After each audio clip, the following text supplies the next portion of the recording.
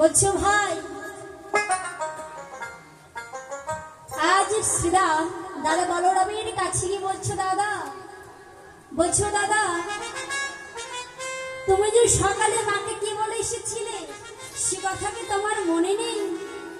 বলছে তুমি যে বলে এসেছিলে ও মা তোমার গোপালকে সকাল সকাল নিয়ে যাচ্ছি আবার সকাল সকাল ফিরিয়ে দিব, তোমার কি সে কথা মনে নেই বলো দাদা? বলছে চলো চলো আমাদের যে এখন বিয়ে ফিরে যেতে হবে, তুমি কি যাবে না?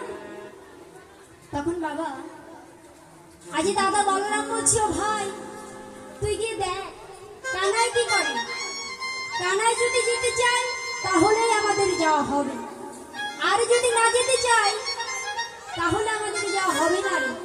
বলছি চল চল দেখি এসি কানাই কি করে। কাজে কি করছি আজ সকলে মিলে আজ কানাইয়ের কাছে যাচ্ছি।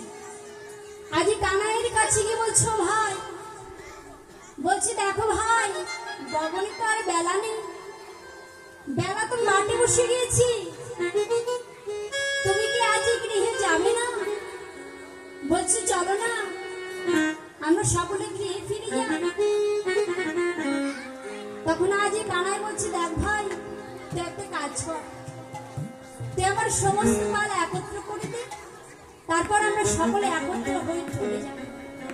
তাই যে কি করছি আর ওই লীলাটি পদপদ্ম দর্শন করে আজ পদের ভাষায় বলছি, কি বলছি